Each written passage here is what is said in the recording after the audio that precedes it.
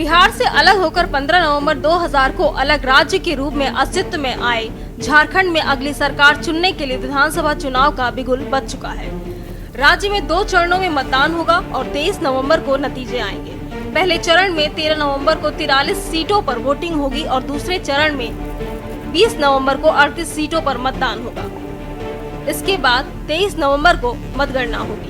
छोटा नागपुर के पठार पर जंगलों से ढके झारखंड में विधानसभा की कुल 81 सीटों के लिए चुनाव होने हैं। विधानसभा चुनाव में पूर्ण बहुमत के साथ सरकार बनाने के लिए जादुई आंकड़ा 42 सीटों का है। पिछले यानी 2019 के विधानसभा चुनाव की बात करें तो 30 सीटें जीतकर जेएमएम सबसे बड़े पार्टी के रूप में उभरी थी। जेएमएम के बाद भारतीय जनता पार्टी का नंबर था, जिसे 25 सीटों पर जीत मिली थी।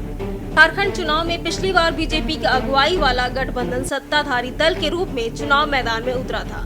इस बार के चुनाव से पहले सूबे में सत्ता की बागडोर जेएमएम की अगुवाई वाले इंडिया ब्लॉक के हाथों में है। एंटी इनकम्बेंसी तब बीजेपी को लेकर थी, जो इस बार हेमंत सरकार के खिलाफ होगी।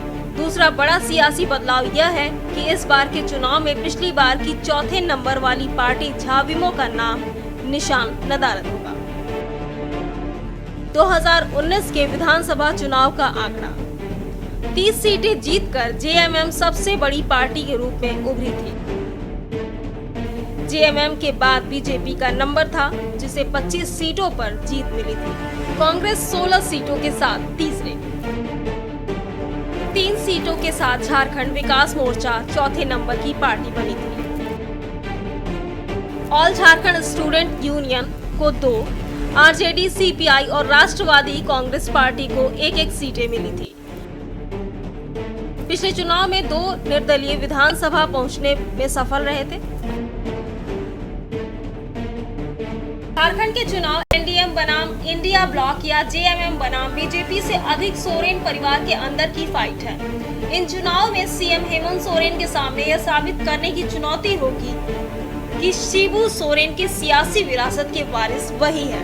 विरासत की इस जंग में उन्हें अपनी ही भाभी सीता सोरेन की चुनौती का सामना करना होगा। और भारतीय जनता पार्टी का लहर है पूरा झारखंड प्रदेश में। अब पूरा 81 विधानसभा में भी भारतीय जनता पार्टी का ही विजय होगा, दूसरा कोई नहीं। देखिए, वो झारखंड प्रदेश में जो वर्तमान सरकार है ना,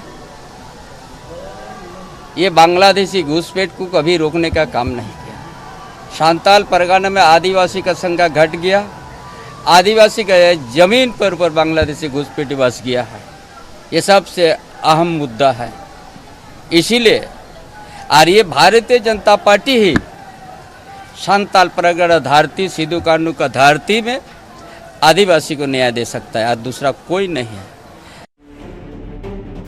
शिबू सोरेन के जमाने से ही सोरेन परिवार के खासम खास रहे कोल्हान टाइगर चंपाई सोरेन अब बीजेपी में जा चुके हैं। सोरेन परिवार में भी फूट पड़ चुकी है।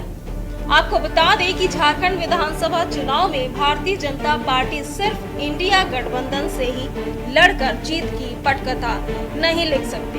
बीजेपी को पहले अपनों से ही जंग लड़नी पड़ेगी। जाहिर है, चुनाव के प्रारंभ में ही बीजेपी नेताओं के विद्रोही तेवर ने बीजेपी के रणनीतिकारों की परेशानी बढ़ा दी। सच यह भी है कि इनमें से अधिकांश ने टिकट न मिलने से नाराज होकर विद्रोह का बिगुल फूंक डाला है। अब इन विद्रोहियों की जोर आजमाइश का प्रभाव कितना पड़ेगा, यह तो वक्त बताएगा। लेकिन बीजेपी का वर्तमान फिलहाल तो डैमेज कंट्रोल के संकट से गुजर रहा है। स्पेशल डेस्क के न्यूज़ इंडिया।